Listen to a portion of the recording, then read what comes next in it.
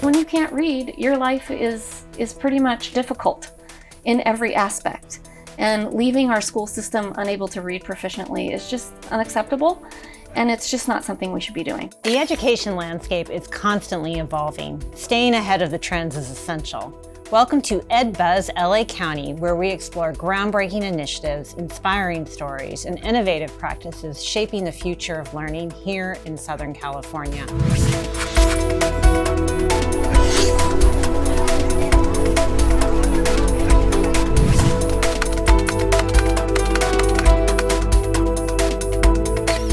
What if there was a better way to teach our children to read? Today, we are uncovering the science of reading, a new approach that's changing the game. I'm Elizabeth Grasswich, Executive Director of Public Affairs and Communications. I'm joined today by Leslie Zoroya, Project Director for the Reading Language Arts Unit at LACOE, to talk more about why the science of reading is gaining traction as a promising alternative to traditional methods. Welcome, Leslie. Thank you. I am so excited to have you here today. You're like a superstar in the reading space. No, totally well known. You have a podcast. You have all kinds of notoriety around it in a positive way. I hope so. I think it's positive. And it's interesting because I think you were the first person that told me or mentioned science of reading. And now I feel like I hear the term everywhere. Yeah. So what is science of reading? That's a really good place to start because I think there's a lot of misnomers around it. So the term science of reading really refers to a vast body of interdisciplinary research around how the brain learns to read. So it's not just educators or reading researchers doing this research. It's all different disciplines. So cognitive psychology and neuroscience and linguistics. And all these varieties of fields came together to look at why do some students struggle with reading and why do others seem to be fairly proficient? What's going on in the brain? And so they looked at thousands and thousands of brain scans of babies and toddlers and teenagers and adolescents and adults of different cultures, ethnicities, backgrounds, socioeconomic status, and they found very conclusive evidence about how the human brain learns to read. Oh. And so that's when people say, oh, we do the science of reading. What they're really talking about is this body of research around how the brain learns to read. And so that's what they're referring to, not so much an approach, but the research behind the approach. Which makes complete sense, yeah. Right? And what about the term structured literacy? It's another term that people hear often. What does that mean? And is it aligned to science of reading? Yes, a lot of people use it interchangeably, although there is a difference. So science of reading, like I said, is the body of research. Structured literacy is the implementation of that research in the classroom. So it's the practical application of the research of how we instruct students to read, especially in the early grades, in the beginning grades. So structured literacy is the approach, and science of reading is the research behind it. And then one more term for our viewers, the term balanced literacy. Yeah. And so that is different? Same as structured literacy, another term. Okay. Very different. And it's really important to talk about these terms because people get very confused by them. And it's really important to understand the differences and similarities between them. So in California and in many states across the country, there has been an approach to teaching reading over the last 30 years called balanced literacy. It's what we practice here in California for the most part and in many states. And so balanced literacy is really an approach that goes from whole word to part. And the intention was that there would be an immersion of students in literature, that if they were read to and immersed in good literature and then did a sprinkling of phonics, that they would likely learn to read, and that it was about fostering this love of reading, this joyfulness around reading, and making it seem like it isn't drudgery and it isn't difficult, and that if you just have all these positive experiences around reading, that kids will learn to read. And so for some students, that approach does work. But research bears out that about 60% of our students really need a more systematic and explicit structured way of learning how to read. And that's how structured literacy came back into the forefront. And I say back because this approach came out of the dyslexia world. It came out of special ed. when they were looking at why do we have so many students who are struggling with reading? What's going on with them? And what they discovered was the approach really matters in the classroom. And in fact, balanced literacy, the methodology used with balanced literacy can create struggling readers in how we're asking them to guess. A lot of times when a student comes to a word that they don't know, they're reading a sentence, they come to a word, and the teacher will say something like, read to the end of the sentence and see what would make sense, or skip it and come back to it. Or look at the picture. Is that a bear or a fox? Or any kind of strategy. Look at the first letter and guess what might make sense. And those are very common prompts in balanced literacy. In structured literacy, you would never hear those prompts. Instead, what you would hear is sound it out. When you come to the word you don't know, what letters are you seeing? What sounds are you seeing? What patterns are you seeing? And so the difference between the two is really stark. In structured literacy, it is completely based on assessment. We look at what each individual student already knows, what skills and abilities they have in reading, and then we look at what abilities are they missing. And so it's a very targeted, one of the things I love about it is I was a reading teacher in middle school, not necessarily trained to be a reading teacher. I was a secondary teacher who was trying to help kids who were struggling with reading. I was a teacher in Azusa. And I asked my principal if I could teach a reading elective because I said, so many of these kids can't read. What can we do? And so I was a terrible reading teacher. I had no idea what I was doing. I had no curriculum. I had no training. And I thought that my passion and enthusiasm for the work would translate into kids who love to read.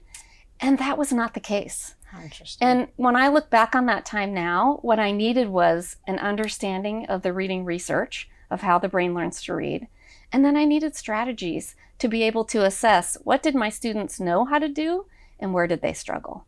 And then be able to address that with very systematic, targeted instruction. So the thing I love about structured literacy is that it feels like it's differentiation at its finest. So every student is assessed.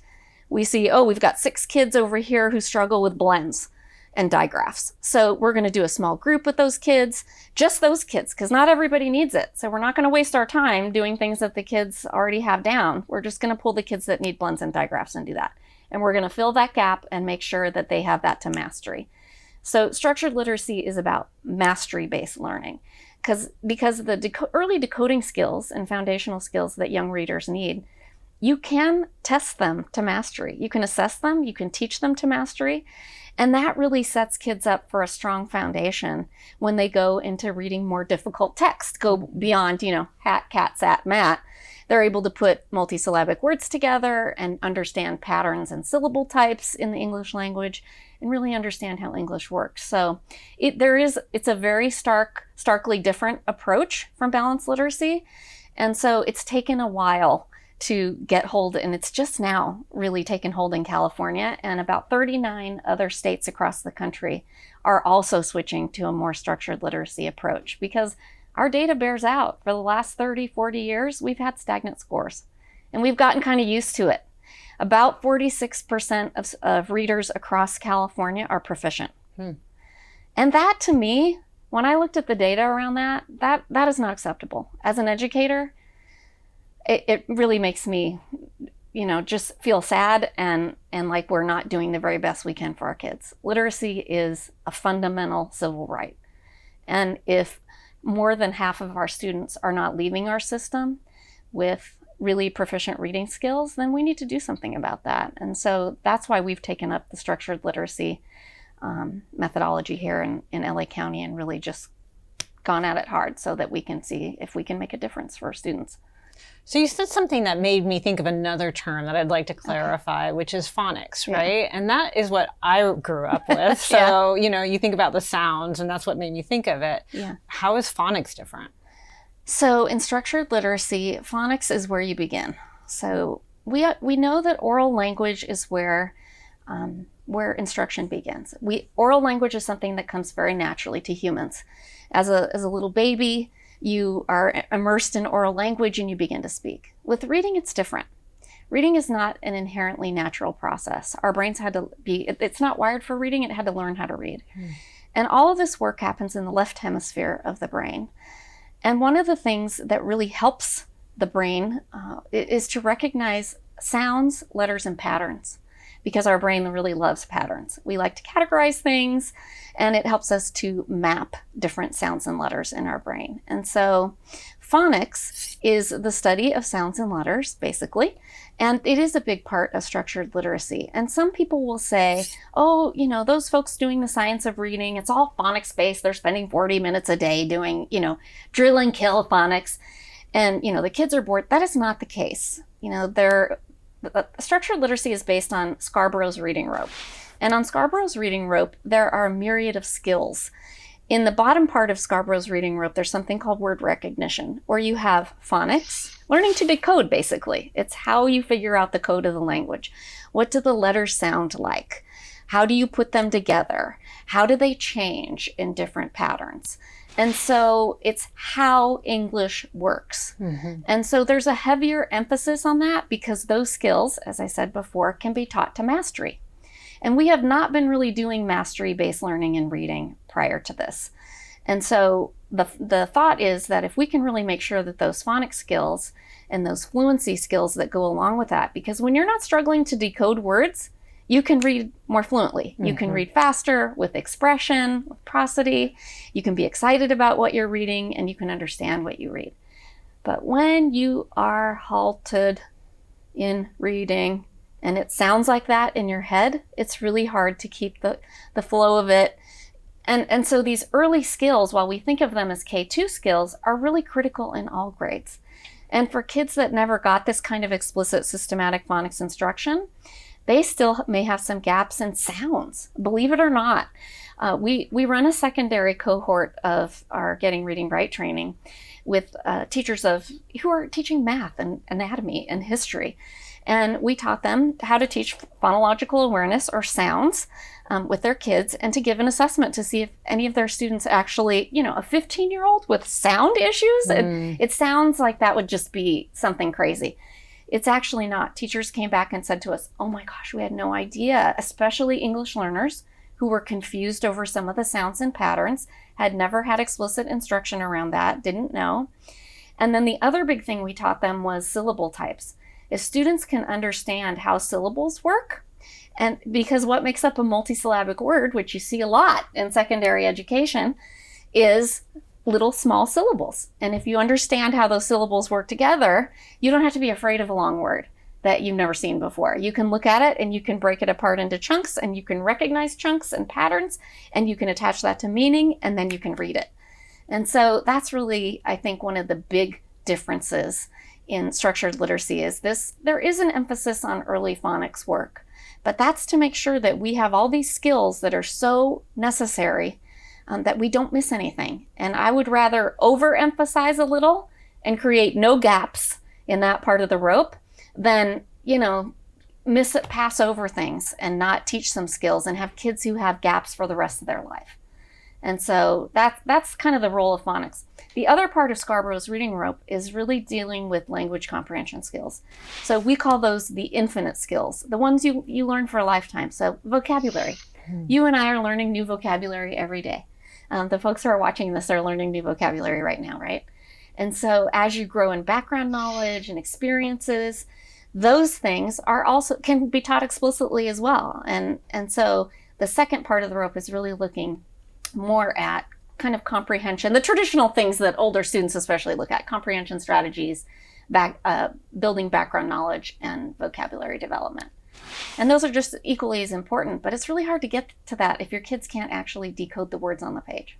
It's so interesting. There's just so much involved in reading. And I don't know that everyone thinks about that, right? Because it is such a fundamental key to being able to move forward in life in so many areas. Yeah, and it's an invisible process. It happens in our brains. And that's why this research around the science of reading is so critical for people to understand. This isn't guesswork. This is thousands and thousands of brain scans looking at what happens in your brain as you're learning to read. And we really can harness that research and use it in our classrooms to fill gaps, to create proficient readers. We're seeing it in a lot of the schools that we're working with, and it's really exciting. So California is recognizing the need for this. They're taking action. Yeah. What is that action, and what is LACOE doing to support it, to help all these teachers? LACOE's been leading it, Yay. I'm happy to say. That's I'm great. always excited when we're at the forefront of something and not trailing behind. Awesome. Yeah, so about 5 years ago, we started developing a program that we wrote called Getting Reading Right. And it is a training for educators in the science of reading and structured literacy. And it's 10 modules. We deliver it mostly online, but we can do it in person as well. And teachers and educators come for 10, usually we do it once a month over 10 months, but because they're separate modules, we can do them in any configuration, which is nice. And we train them in Scarborough's reading rope and the science of reading research, and then we give them practical and vetted resources and strategies to go into their classrooms to try these strategies over the course of the school year. So we dole it out month by month, they go try it, and then they come back. We started that work during COVID, and during that same time, we won the Comprehensive Literacy State Development Grant from California Department of Ed. It was a $5 million grant based on our reading and training. And so that allowed us to not only partner with Lancaster School District, but also 2 other county offices up in Northern California that are rural, Siskiyou County Office of Ed and Lake County Office of Ed. And we really wanted to see, does our training work? Does this philosophy and approach work in a variety of settings, not just urban, but suburban and rural? And so we partnered with them in order to test that out. And is it replicable anywhere? And so what we found through our grant over the 3 years that we just finished it, and it's actually just coming to a close in September. But what we discovered was that it is replicable, and that all humans learn to read the same way, and that our training, the way that we configured it, was easily replicable in other areas. And so CDE took note of that. And there's been some whisperings around science of reading and structured literacy for a little while now, and there was some resistance, but it has really taken hold. And I think the reason that it has taken hold is because the proof's in the pudding. So as we see successes in this work, and we see kids really expanding their ability to read and gaining these skills and abilities and scores going up, which is always exciting, then the state took notice, and they said maybe this is something that we really need to take a deeper look at. And so there have been recent developments with that at the legislative level. We've got SB 488, which is a teacher prep, how we are preparing teachers. There's work going on, there's a work group that's dealing with how are teachers going to be certified to be reading teachers. And that is taking on a structured literacy lens and steeped in the science of reading, which is lovely. And then there's also recent legislation. It was actually shot down. It was AB 2222. And it was introduced by Senator Rubio, who really wanted to, she's an English learner herself, and she really wanted to ensure that all teachers and students would have access to this information. Because really this is not a teacher problem. And I would never want teachers to feel like, our reading crisis is their fault. It's not their fault. They are teaching the curriculum they were given in the way they were taught to teach it. And it's not their fault. It's a systemic issue statewide and even nationwide. And so we're really trying to work at the systems level with this work and train administrators and literacy coaches and paraeducators and everybody in the system to create a new system of how we do this, and so that we can support it really well. But back to AB 2222. So that legislation was really trying to mandate that teachers get retrained in the science of reading and adopt new curriculum. And there were some points in that bill that ruffled feathers. And so the bill was shot down. It's coming back again. It'll come in this new legislative cycle again. And it will take probably a couple of cycles to be put into law. But I do think it will pass because our governor is dyslexic. He understands the need for a different approach. And honestly, I just feel like as an educator myself, I'm almost willing to try anything to change the trajectory of kids' lives. Because when you can't read, your life is pretty much difficult in every aspect. And leaving our school system unable to read proficiently is just, like I said, it's unacceptable. And it's just not something we should be doing. We really need to tend to this crisis. And we do have all of the research and practice, that we need to be able to do that. It's just a matter of getting it out there. So a lot of progress, exciting, but also there are some challenges, right? Absolutely. A little bit of resistance in some places about it. Can you share a little bit about that? Yeah, so I think a lot of the resistance is about communication and a misunderstanding around the science of reading and structured literacy and what it really is. It's not a fad. It's not a political agenda. It's not a curriculum. It's an approach based on a body of research. And so I think a lot of folks have struggled with understanding that. And, teaching is very personal. Teachers really want to do the very best for their students. I truly believe that.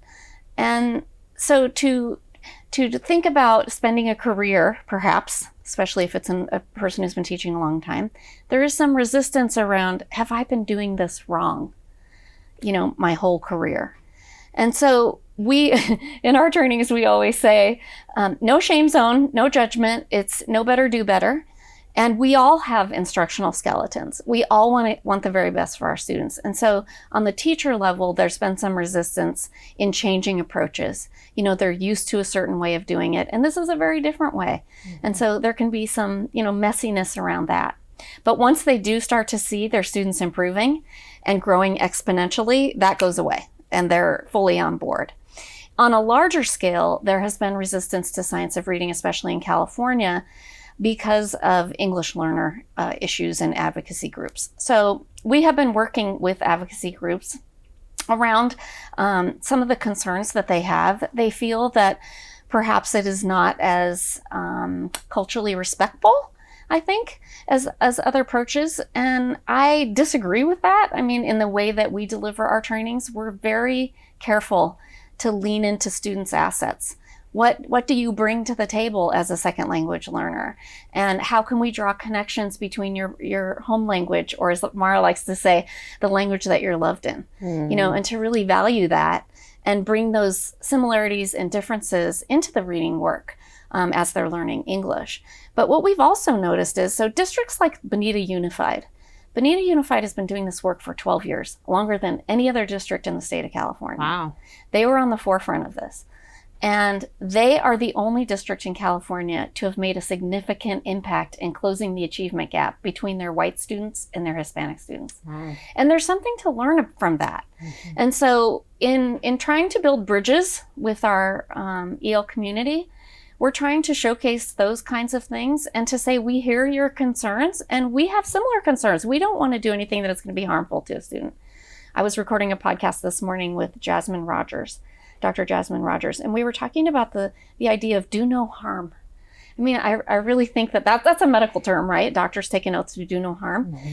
But I think teachers feel that way inherently, to do no harm. I certainly was a teacher of English learners. I taught 3 ELD classes when I was a teacher. Those were my babies. I loved them. They were my groupies, who hung out with me all the time. And I want the very best for them, and I want them to preserve their first language and their culture and their identity. And I don't think that structured literacy strips that. I think that we're trying to just help them be fully proficient bilinguals. I mean, that's the gift that they can get out of this. And so I think the majority of the backlash is really around just miscommunication and misunderstandings about what we're really trying to do and the methodology behind it. Which is exactly why we're doing this show today, is to try to help with that. Yes. But what other places can we point our viewers to in terms learn about of learning? Oh, yeah, there's so many. So we, of course, do all kinds of training around science of reading. But we're not the only place, and we tell people that all the time. Get it where you can get it. So there's letters training across the state. There's a new grant that is the Literacy Coaches and Reading Specialist Educator Training Grant. And those folks are getting all kind of training around structured literacy. It's steeped in that.